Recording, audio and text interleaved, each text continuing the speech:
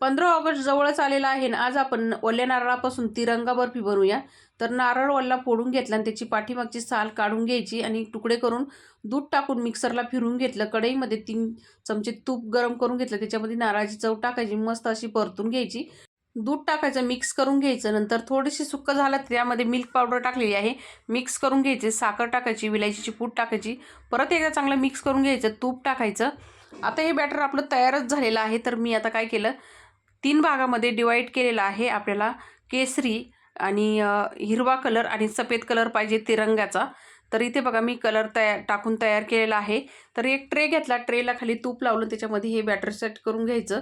आपल्याला इथं तिरंगाचा कलर तयार करायचा आहे, तर मस्त तिन्ही कलर आपण इथं ठेवलेले आहेत आणि मस्त कट करून घ्यायचं। 15 ऑगस्ट स्पेशल आपली तिरंगा बर्फी तयार झालेली आहे मंडळी। या तुम्ही पण खायला, आणि डिटेलमध्ये व्हिडिओ आपल्या चॅनलवरती अपलोड आहे, ती जाऊन नक्की बघा। भेटूया पुढच्या व्हिडिओमध्ये, धन्यवाद।